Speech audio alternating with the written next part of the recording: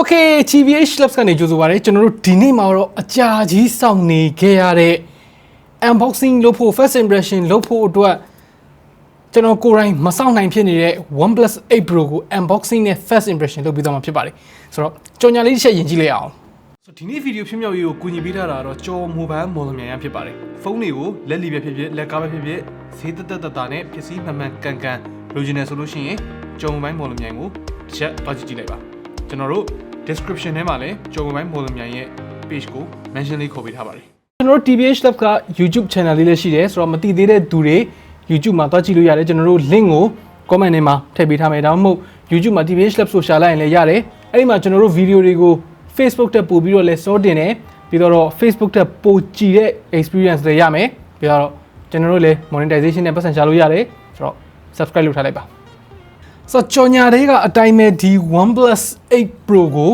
ကျွန်တော်တို့ကြော် mobile model မြန်ကနေပြီးတော့ထောက်ပံ့ပေးတာဖြစ်ပါတယ်ဆိုတော့ကြော် mobile model မြန်ကိုကျေးဇူးအများကြီးတင်ပါတယ်အခုလိုမျိုးအချိန်ကာလမျိုးမှာဒါမရောက်ရအောင်ပို့ပေးတာကျေးဇူးအများကြီးတင်ပါတယ်ဆိုတော့ okay unboxing လေးစလိုက်အောင်တစ်နှစ်ထက်တစ်နှစ် flagship ကလာနေပြီးတော့ flagship ဘက်ကိုရောက်မှန်းမသိရောက်လာတဲ့ဖုန်းကုမ္ပဏီတစ်ခု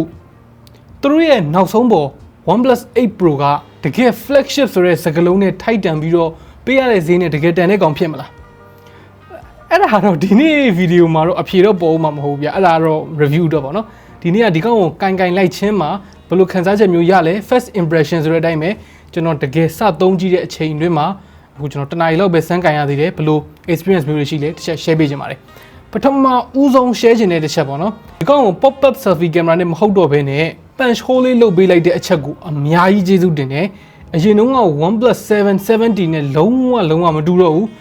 အရင်တုန်းက OnePlus တွေကန်ရတာ bulky ဖြစ်တယ်ဆိုတဲ့ခံစားချက်မျိုးရတယ် slim မဖြစ်ဘူး elegant မဖြစ်ဘူးလှကောင်းတော့လှလိမ့်မယ်ဒါပေမဲ့ကန်ရတာလေးထူနဲ့တိတ်ပြီးတော့အဆင်မပြေလောက်ဘူးအခုကျတော့အဲ့လိုမဟုတ်တော့ဘူးဟုတ်ကပြတယ်မို့ Samsung နဲ့နည်းနည်းဆင်သွားတယ်လို့ပြောရမယ် Samsung ကသူတို့ရဲ့ flagship phone တွေမှာပေါ့တယ်ပါတယ် battery ကြီးတယ်တကယ်တော့အရင်ကြီးတော့ကွာလာတော့မဟုတ်ဘူးဗျ OnePlus 70 Pro မှာ206 gram ရှိပြီးတော့ OnePlus 8 Pro မှာ199 gram ရှိပါတယ်ဆို8 gram ဆိုတဲ့ကွာခြားချက်ကတကယ်တမ်းအဲ့လိုမကွာသင့်ဘူးဒါ placebo effect လေးလည်းနည်းနည်းပါတာပေါ့နော်ဘာပြောအဆင်ပြေတယ်တော်တော်လေးပေါ့သွားပြီ8 gram လောက်ပဲပိုပေါ့တာဆိုပေမဲ့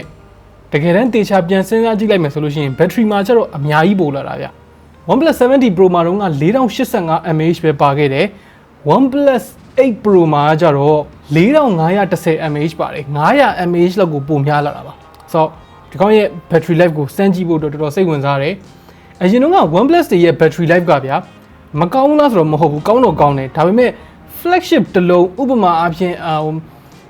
iPhone 11 Pro Max ဆို Huawei Mate 30 Pro တို့အဲ့လိုမျိုး battery life တွေကိုတော့မှီလေးမရှိဘူးဆိုတော့ဒီကောင်းမှာတော့ဘယ်လိုနေမလဲအဲ့ဒါတော့ကျွန်တော်တို့တစ်ချက်စမ်းကြည့်ပြီးပြန်ပြောပြမယ်ဒီ body မှာသူ့ရဲ့ weight သူ့ရဲ့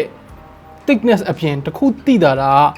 ဒီဖုန်းကတော်တော်လေးကို attention to detail တွေမိုက်လာတယ်သူ့ရဲ့ design curvature တွေဘာတွေကပို့ပြီးတော့ smooth ဖြစ်လာတယ်အနောက်ဘက်က back cover လေးကလည်းတော်တော်လေးကို smooth ဖြစ်တယ်လုံးဝ matte လေးတွေ့တဲ့အတိုင်းပဲရိုက်ရမထင်ဘူးအလင်းပြန်တဲ့ပုံစံကဒီလိုပုံစံမျိုးလေးပြန်တယ်စိတ်မကောင်းတာနဲ့ပဲကျွန်တော်ရတဲ့အရာကတော့ဒါကျွန်တော်စိတ်မဝင်စားဆုံးအစိမ်းရောင်ပေါ့နော်ဒါပဲပြောဒီကောင်လေးလည်းတစ်မျိုးတော့လာပါတယ်ဒါပေမဲ့ကျွန်တော်တို့အမဲအပြားရေကိုတော့ပိုသဘောကျသေးတယ်ဗီဒီယိုရဲ့ထဲမှာမိုးတွေထားရအောင် what the hell ဆိုတော့ကဲသူ့ရဲ့ screen ကနည်းနည်းလေးပိုကြီးသွားတယ် OnePlus 70 Pro တုန်းက 6.67 inches ကနေပြီးတော့အခု OnePlus 8 Pro မှာ6.78 inches ဖြစ်သွားတယ်ဒါပေမဲ့သိတာလားဆိုရင်မသိတော့ဘူးသိတာတဲ့အချက်ကတော့သူ့ရဲ့ Quad HD 120Hz display ပါ oh my god ပဲလုံးဝ display heaven ပဲဒါဒီထက်ပို့ပြီးတော့ perfect ဖြစ်တာဘာရှိအောင်မလဲကျွန်တော်တို့စဉ်းစားလို့မတက်ဘူးဒါပေမဲ့တော်တော်လေးမိုက်တယ် brightness ကလည်းအနှစ်ကြီးညနာမှာပါလာနေတယ်လား color accuracy ဘာညာတော့ဘာမှတေချာမစမ်းရသေးဘူး 120Hz ဆိုတာ 90Hz ဆိုတာထက်ကိုပို့ပြီးတော့အနှစ်ကြတယ်ပို့ပြီးတော့သိတာစီတယ် 90Hz ပဲသုံးနေကြဆိုလို့ရှိရင် 120Hz သုံးလိုက်လို့ရှိရင်ထပ်ပြီးတော့ improve ဖြစ်တာကိုထပ်တော့ခံစားရအောင်မယ်ဒါပေမဲ့ 60 ကနေ 90 ကိုကူးတာလောက်ကတော့ကွာခြားချက်ကြီးမှာမဟုတ်ဘူးပေါ့နော်သူရဲ့ speaker ကျွန်တော် first impression မှာတော့အရင်ကြီး impress မဖြစ်ဘူး iPhone 11 Pro Max ရဲ့ speaker ကိုပိုကြိုက်တော့မယ် okay camera ဒီအပိုင်းကတော့နည်းနည်းစိတ်ဝင်စားဖို့ကောင်းတယ် Oneplus phone တွေကအရင်တုန်းက camera department မှာနည်းနည်း flagship ကိုမမီဘူးပေါ့နော်ဒီနှစ်လည်းမီမယ်လို့ထင်လားဆိုတော့ပုံမှန်လင်းပြောရရင်တော့မတင်ဘူးဘာလို့လဲဆိုတော့ first impression မှာကလေးကသူ့ရဲ့ camera experience က hit or miss ပဲတချို့ပုံတွေမှာတော်တော်လေးမိုက်တယ်လို့ခံစားရတယ်ဒါပေမဲ့တချို့ပုံတွေမှာ artificial ဖြစ်တယ်တချို့ပုံတွေမှာ low light quality ကတော်တော်ဝဲဆွဲတယ်တော်တော်ဝဲဆွဲတယ်ဆိုတဲ့စကားလုံးကနည်းနည်းတော့အန်ရများတယ်ဒီဈေးနဲ့ဆိုလို့ရှိရင်တော်တော်ဝဲဆွဲတယ် consistently ပေါ့နော်အများနဲ့နှီးပါကောင်းတယ်လို့ခံစားရတဲ့ camera ကတော့သူ့ရဲ့ ultra wide camera ပါသူ့ရဲ့ ultra wide ကတခြားဖုန်းတွေလိုမျိုးမဟုတ်ဘူးဒီကောင်က Sony IMX586 ကိုသုံးလာတာဆိုတော့အရင်နှစ်တွေတုန်းက